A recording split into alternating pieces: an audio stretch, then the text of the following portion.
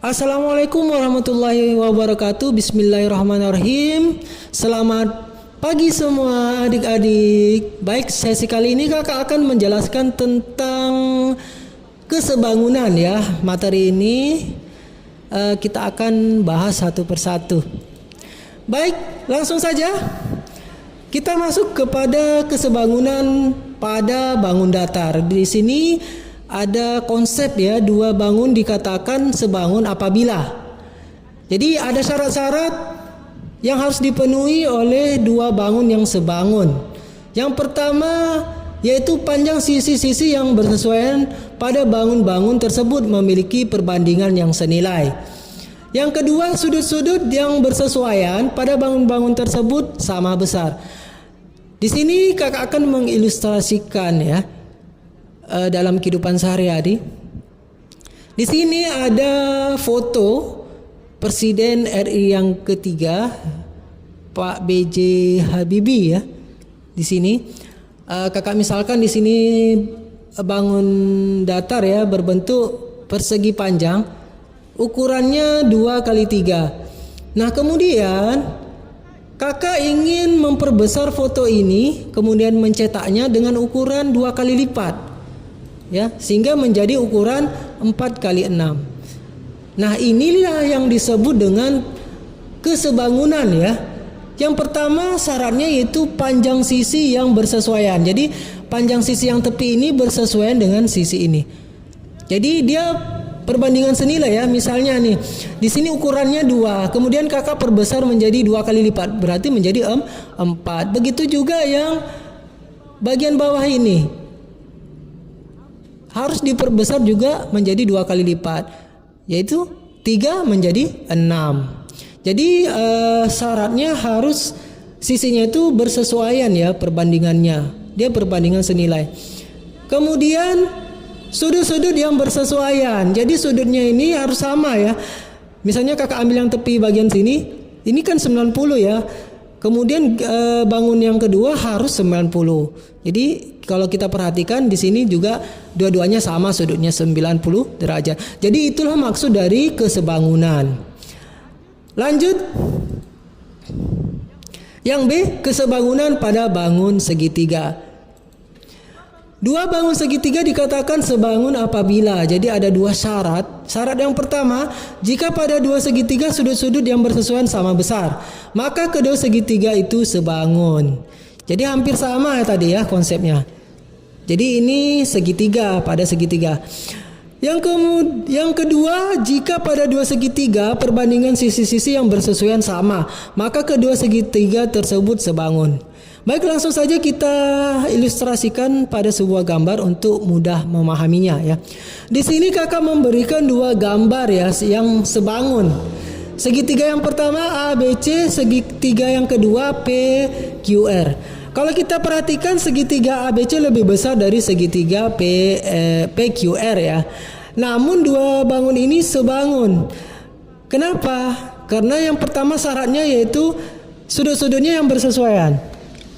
Sudut A ini bersesuaian dengan sudut P ya. Kemudian sudut B bersesuaian dengan sudut Q.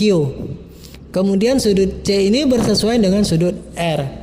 Artinya sama besarnya ya. Kemudian perbandingan sisinya. Sisi AB ini bersesuaian dengan sisi PQ. Kita perhatikan ya. Kalau lihat ya posisinya. Kemudian sisi BC ini bersesuaian dengan sisi RQ. Kemudian sisi AC bersesuaian dengan sisi PR. Jadi sebangun itu tidak sama besar ya, tapi dia bersesuaian antara sudut dan sisinya. Seperti yang kakak ilustrasikan slide tadi ya. Seperti ABC ini diperkecil menjadi PQR. Jadi perbandingan itu bisa diperkecil ataupun diperbesar. Begitu sebaliknya. Nah, kita dapat simpulkan AB ini berbanding dengan PQ ya. Jadi ini sama dia sama bentuknya ya. Kalau kita perhatikan. bersesuaian. Kemudian BC ini BC berbanding dengan QR ya. Kemudian AC yang miring ini, yang di atas ini, yang kakak kasih tanda 3 ini bersesuaian dengan PR. Jadi inilah konsep dari perbandingan segitiga ya. Kemudian sudut-sudutnya, sudut A sama dengan sudut P, sudut A ini sama dengan sudut P, kemudian sudut B sama dengan sudut Q, kemudian sudut C sama dengan sudut R. Nah, ini adalah kesimpulan dari kesebangunan dua bangun segitiga yang saling sebangun. Baik, kita lanjut saja ke contohnya agar kita mudah memahami. C. Kesebangunan pada dua segitiga. Diketahui segitiga PQR dan STQ sebangun jika panjang PR 12 dan TS sama dengan 8. Tentukan panjang sisi TQ adalah. Jadi di sini ada dua bangun ya, segitiga yang saling sebangun, PQR dan STQ. Jadi dua bangun ini sebangun ya, meskipun ukurannya tidak sama tapi dia sebangun. Panjang PR 12, panjang PQ-nya 15, panjang ST-nya 8. Yang ditanya adalah ini, TQ ini. Nah, kita cari dulu perbandingannya seperti cara tadi ya. Di sini PR berbanding TS. PR ini berbanding dengan TS ya. Jadi bersesuaiannya di sini. PR bersesuaian dengan TS sehingga kita bandingkan. Kemudian PQ berbanding dengan TQ.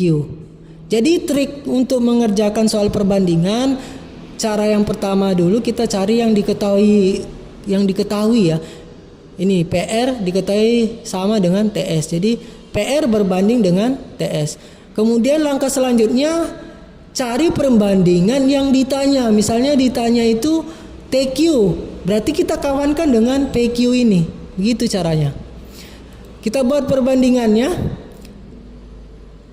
Ini PQ ya.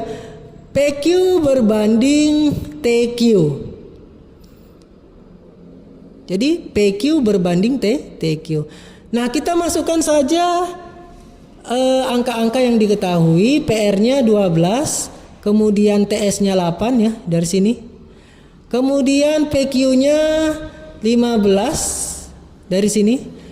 Kemudian yang ditanya TQ. Nah, kalau sudah seperti ini kita tinggal kali silang ya. 12 kali TQ, kemudian 8 dikali 15. 12 kali TQ sama dengan 15 kali 8. 15 kali 8 120.